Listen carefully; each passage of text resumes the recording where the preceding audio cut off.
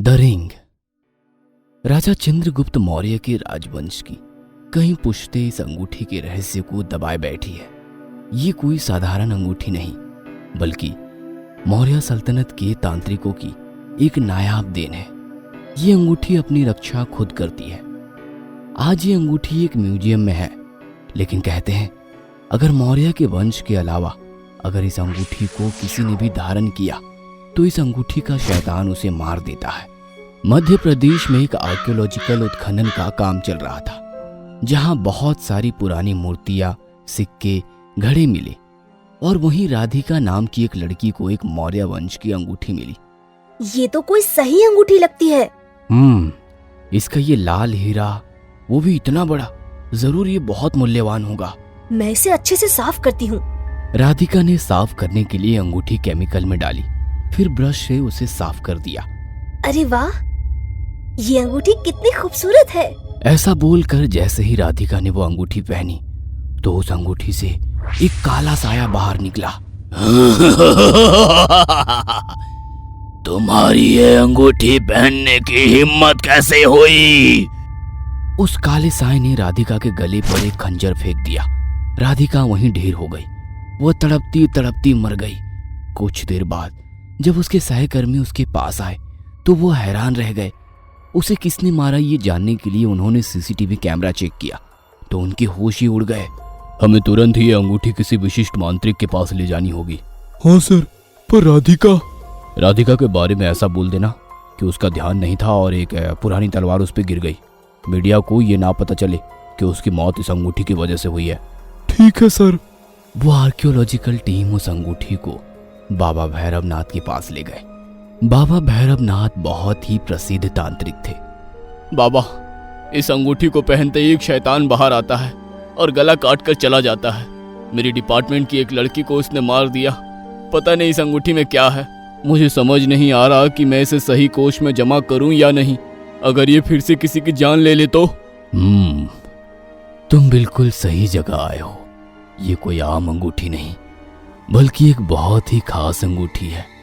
मुझे कुछ वक्त दो, मैं तुम्हें इसके बारे में सब कुछ बताता हूँ। वो तांत्रिक उस अंगूठी को अपने सामने रखकर साधना में बैठ गया, मानो उसे इतिहास सामने दिख रहा हो। ये मौर्य की शाही अंगूठी है। इसे रानी माँ ने बनवाया था सिर्फ और सिर्फ अपने कुल के लिए। मतलब ये कि इसे सिर्फ एक मौर्य ही धारण कर सकता है। अगर किसी और ने इसे पहना तो इसके अंदर कैद शैतान उसे मार देगा, और अगर कोई मौर्य इसे धारण करे तो यही शैतान उसके जीवन की रक्षा करेगा। ये कहानी उस वक्त की है जब रानी माँ की बहू गर्भवती थी।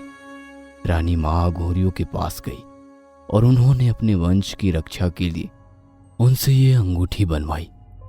अघोरियों ने इस अंगूठी में एक राक्षस कैद कर दिया। ये लीजिए रानी माँ, जैसी आपको चाहिए थी वैसी ही अंगूठी। इस अंगूठी में एक बहुत ही ताकतवर शैतान बंद है। अगर कोई भी राजकुमार पर हमला करने की कोशिश करेगा तो यह शैतान उसका सिर धड़ से अलग कर देगा। लेकिन रानी माँ, एक चीज याद रखिए, अगर ये अंगूठी किसी और ने धारण की जो मौर्य वंश का ना हो तो ये शैतान उसका भी सिर धड़ से अलग कर देगा। ठीक है, आपका बहुत बहुत शुक्रिया। रानी माँ ने वो अंगूठी अपने पोते के गले की चैन में डाल दी। अब वो शैतान राजकुमार की रक्षा करने लगा। एक रात राजकुमार पर कुछ लोगों ने हमला करने की कोशिश की, लेकिन शैतान ने उनके सिर धड़ से अलग कर दिए। ये देखकर रानी माँ बहुत खुश थी। जब राजकुमार बड़े हुए तो रानी माँ ने उन्हें इस अंगूठी के बारे में बताया और फिर उन्होंने ये अंगूठी अपने हाथ में धारण की। राजकुमार बहुत ही वीर थे। कुछ सालों बाद उन्हें लगा कि उन्हें इस रक्षा अंगूठी की क्या जरूरत। हम तो खुद ही वीरों के परिवार के हैं और अब हम बड़े हो गए। अब हमें इस अंगूठी की कोई जरूरत नहीं। हमें इसे निकाल देना चाहिए। राजकुमार ने वो अंगूठी निकालकर जेवरों के डिब्बे में रख दी और उसी वक्त युद्ध की घोषणा हुई और राजकुमार लड़ते लड़ते मर गए। जब विरोधियों के सैनिकों ने राजकुमार की अंगूठी को पहना तो वह शैतान उन सब के सर धड़ से अलग कर दिया। वो सारे के सारे वहीं ढेर हो गए और तब से इस खूनी अंगूठी का तांडव चल रहा है। जो कोई भी इसे पहनता है वो वहीं मर जाता है। क्या इस अंगूठी को नष्ट करने का कोई उपाय नहीं है? अघोरियों की सिद्धि का कोई तोड़ नहीं है।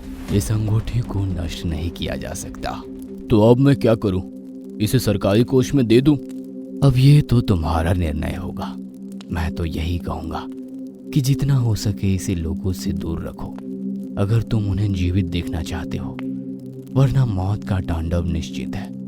वो आर्कियोलॉजिकल ऑफिसर उस अंगूठी को अपने साथ समुद्र के बीचों बीच ले गया।